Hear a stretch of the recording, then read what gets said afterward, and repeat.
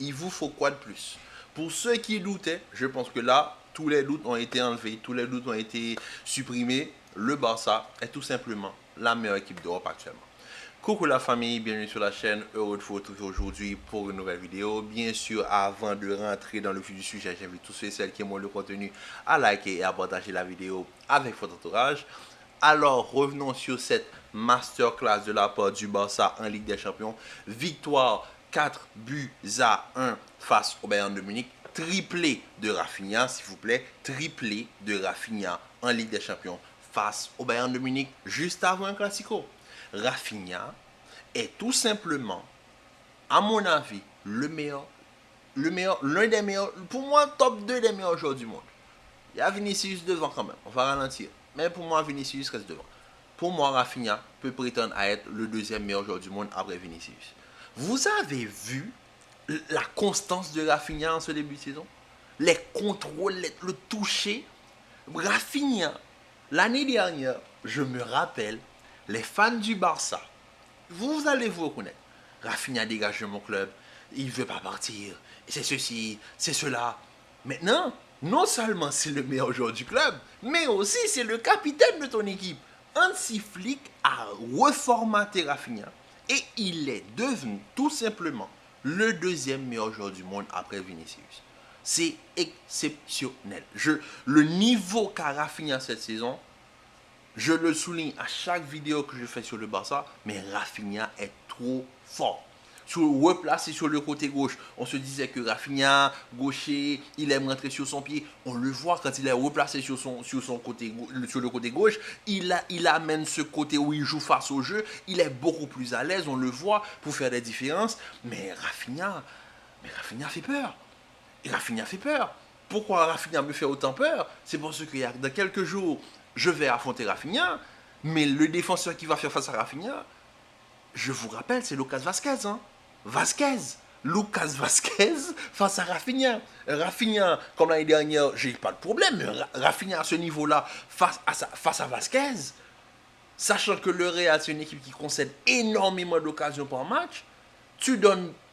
Maintenant, Rafinha, ce que j'aime avec lui cette saison, c'est que tu lui donnes ça, tu lui donnes du pain, il te fait un plat digne des plus grands chefs. Rafinha est juste trop fort. Lamine Yamal aujourd'hui passe à décisif sur un but de Rafinha, si je ne me trompe pas, le troisième, si je ne me trompe pas, je pense que je me trompe, mais le renversement de jeu de Lamine Yamal pour le troisième but, si je ne me trompe pas, est exceptionnel. Lewandowski en pivot, franchement, apporte énormément à cette équipe parce que le Barça, on l'a vu aujourd'hui, ils n'ont pas joué un match facile face au Bayern de Munich. Même si le Bayern de Munich, on ne va pas se mentir, il y a des questions à se poser. Autant hier, on avait des questions à se poser sur Nouri Sahin, mais fait sa compagnie, il y a un problème. Pourquoi Moussiala ne commence pas le match? Moussiala, même à 50% de ses capacités, il commence ce match tous les jours. Il peut jouer sur un pied.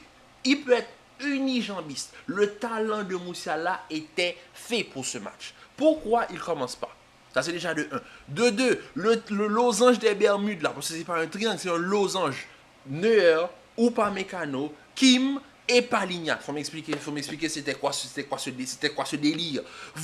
Ils ont rien fait sur le terrain. Neuer, j'ai jamais vu Neuer, je pense que là, la retraite, ça toque à la porte. Neuer, il faut partir. Parce que c'est pas possible. Cette prestation de Neuer, non. Non.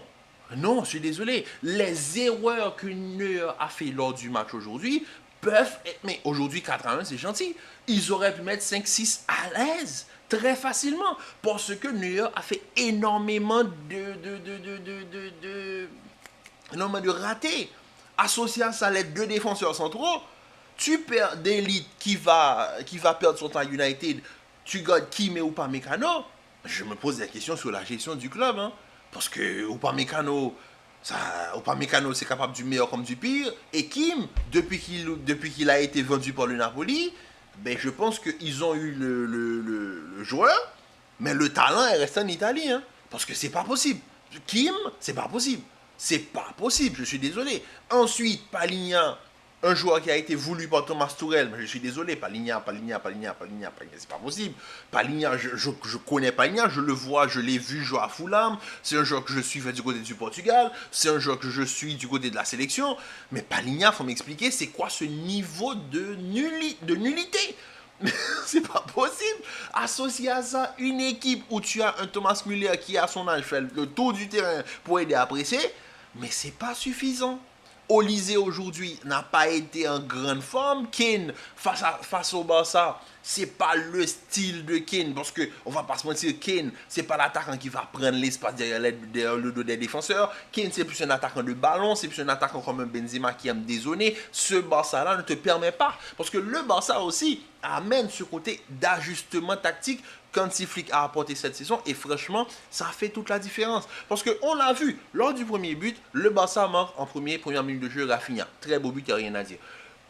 Entre la première minute et la 21e minute où Kane marque le premier but du Bayern, le Bayern a maîtrisé le Barça. Le Bayern a même fait reculer le Barça. Le Bayern a pris le match en main pendant 21 minutes et on l'a vu, le Barça peut souffrir. Mais il y a eu cet ajustement tactique de la part d'Hansi Flick à faire redescendre un tout petit peu sa ligne offensive. Vu que la ligne défensive est très haute et que la ligne offensive redescend, il y a ce côté où ils prennent juste une petite superficie du terrain. Ils t'empêchent de partir dans le dos en jouant le pied du hors-jeu, mais ils ont cette capacité à récupérer très vite avec des bons relanceurs comme Casado, Pedri, et ils peuvent vite aller sur les côtés avec Lamine Yamal et Rafinha, tout en sachant qu'ils ont Lewandowski en point d'appui. Ça gêne les défenseurs centraux. Par exemple, tu as un Upamecano ou un Kim. C'est le joueur qui a Lewandowski, mais c'est tout ce qu'ils n'aiment pas. Le joueur capable de jouer de haut but. Et ensuite, Kim, je suis désolé, Firmin Lopez. La titularisation de Firmin Lopez aujourd'hui, pour moi, ça a été un élément clé dans le système de Hansi Flick. De faire redescendre les deux lignes et de rassembler l'équipe presque sur une superficie du terrain. Eh bien, Firmin Lopez a pu jouer beaucoup plus haut aux côtés de Lewandowski, a pu jouer même dans le dos de Kim, et on le voit sur le deuxième but du Barça. La petite poussade qui fait sur Kim, bon, il n'y a pas faute, mais on va pas se mentir, il fait une petite poussade quand même. Eh bien, Fermin Lopez, c'est ce genre de joueur-là qui peut t'apporter beaucoup plus haut sur le terrain. Fermin Lopez, pour moi, c'est comme un Dani Olmo, en fait. C'est un joueur très, très talentueux. Il revient de blessure, mais il faut faire attention à Fermin Lopez. On le connaît, Fermin. Il a mis un bombasso face au Real Madrid en pré-saison. On le connaît. Fermin Lopez, moi, depuis que je le vois du côté du Barça, j'ai rarement vu Fermin Lopez jouer un mauvais match. Hein. J'ai rarement vu Fermin jouer un mauvais match. Donc, comment vous dire que le Barça, ils ont prouvé aujourd'hui que c'est la meilleure équipe d'Europe actuellement. Ça, il n'y a rien à dire. En termes de football, ce qu'ils proposent sur le terrain et les scores qu'ils mettent aux adversaires, ils prouvent aujourd'hui qu'ils sont la meilleure équipe d'Europe pour le moment. Parce qu'aujourd'hui, entre le Bayern et le Barça, c'était les deux meilleures attaques de la Ligue des Champions. On l'a vu aujourd'hui, le Barça est au-dessus du Bayern. Pourquoi? Parce que le Barça s'adapte à son adversaire. Le Barça peut avoir une période d'ajustement, c'est-à-dire la période où il marque le premier but et la période où ils encaissent le premier but. Suite à cela, ils ajustent leur équipe, ils apportent des corrections nécessaires et on le voit. Le Bayern, oui, a des occasions, mais il n'arrive pas à conclure. Tout ça parce que le Barça arrive à punir. Parce que vu que le Barça occupe une partie du terrain, le Bayern a tendance à vouloir jouer vite dans le dos. Parce qu'on l'a vu pendant toutes les premières minutes du match. Le Bayern a tenté énormément de passes dans le dos, avec Gnabry et Olise des deux côtés. Mais ce n'est pas ça qui fait la différence. La différence, c'est la capacité qu'a le Barça à s'ajuster. Et on l'a vu même en toute fin de match. Le Barça, il pouvait punir le Bayern encore une fois. Il pouvait aller chercher plus que 4 buts. Mais aujourd'hui, c'est parce qu'ils sont gentils. C'est parce qu'ils sont gentils qu'ils mettent que 4 au Bayern, mais ils auraient pu mettre plus. Et aujourd'hui, comment vous dire que si vous regardez le Barça, vous n'avez pas peur pour le Classico qui arrive, je pense que vous avez un petit problème. Parce que quand je regarde le Barça, c'est tout ce que n'aime pas le Real Madrid. En plus de ça, sachant qu'on a un Rafinha top 2 mondial qui va faire face à un Lucas Vazquez, tout en sachant qu'on n'a pas de Cavani et on n'a pas de remplaçant, à moins qu'on me mette Fede Valverde sur le côté droit, je ne vois pas comment Vazquez va défendre sur Rafinha. Il faut de la vivacité, il faut lui coller dessus, il ne faut pas lui laisser trop d'espace.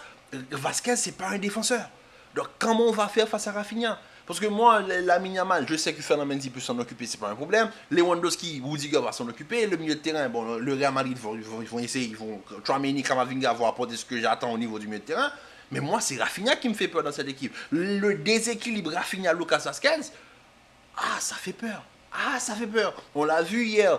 Gittens, c'était que Gittens, mais il arrive à faire mal en sortant du côté de Vasquez.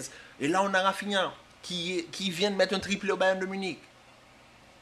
Ah ben, si maintenant vous n'avez pas peur du Barça, je pense que lors de ce week-end, vous allez comprendre certaines choses. Parce que moi, ma crainte là, eh ben, elle s'est confirmée. Parce que le Barça, comme je l'ai dit, c'est tout ce que n'aime pas le Real Madrid. Hier, le Real, on a gagné 5-2, il n'y a pas de problème. On a inventé le Real, c'est bien. Le Real a gagné, triple Vinicius, c'est bien. Mais il faut l'admettre qu'on a gagné parce que Nouri Sahin a pris une décision tactique qui n'a pas fonctionné, qui a décidé de défendre pendant 45 minutes, ce qui a fait que son équipe était KO au bout de 15 minutes dès la deuxième mi-temps. Là, le Barça, ils peuvent tenir 90 minutes de football de haut niveau, sans craquer.